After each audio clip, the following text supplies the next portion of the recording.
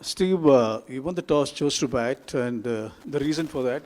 And also, do you think that the partnership was on? Do you think the 300 was a possible score on this pitch?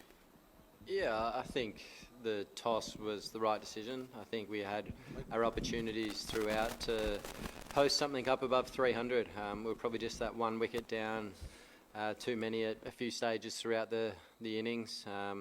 If we extended one of those partnerships a little bit, we're probably getting up 290, 300, and we're putting a bit of pressure on the scoreboard. So it's clearly not the easiest wicket to bat on.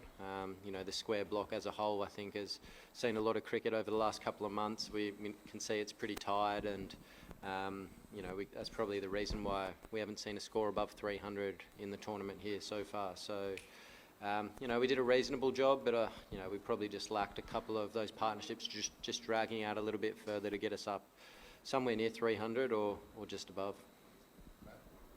Steve, you obviously played down the significance of India playing all their group games here, but now we're at the end of the game. Do you think it played a part at all?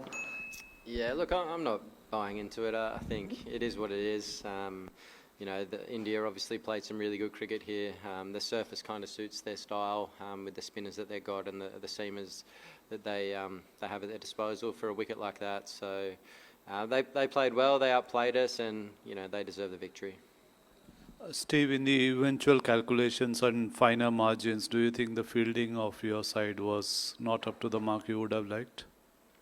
No, I mean, we dropped a couple of chances, and I think when you're trying to squeeze the game and you're trying to build a lot of pressure, you need to take those chances when you've got 260 on the board.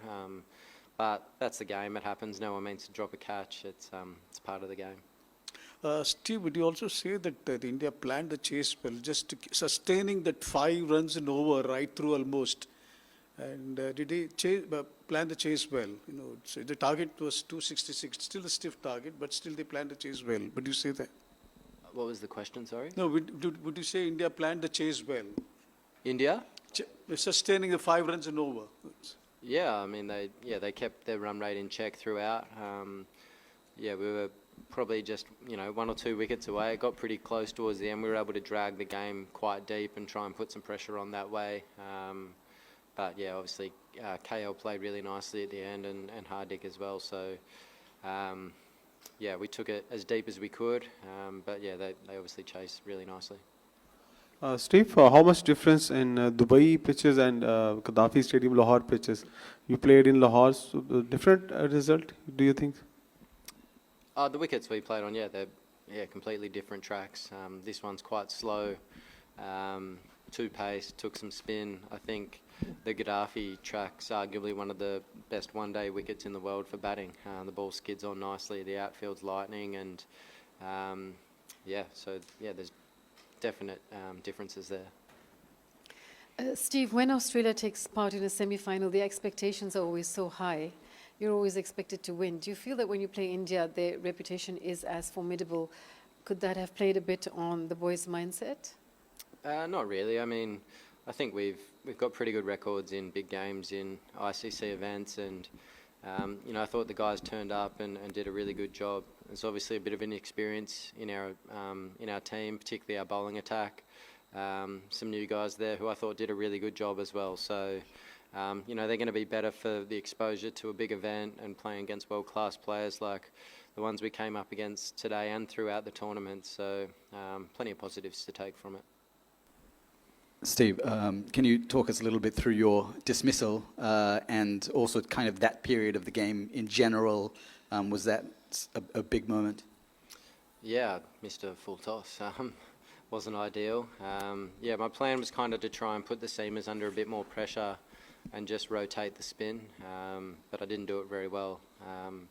Obviously lost my wicket at probably a crucial stage as well. So, had I batted a little bit deeper, potentially could have got up, as we said before, near 300 or something. Alex was batting really nicely up the other end. So, disappointing time to get out, but that's the game sometimes.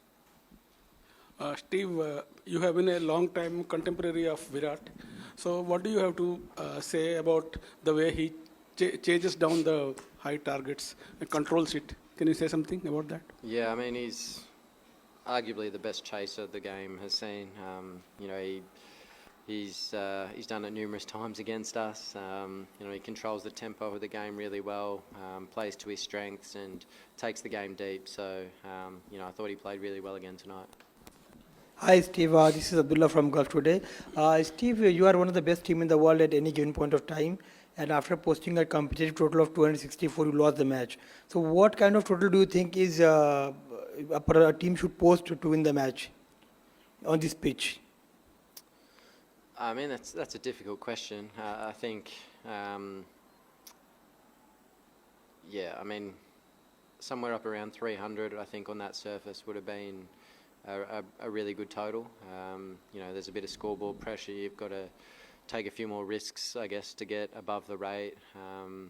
You know, with 264, they were able to absorb a few balls here and there, and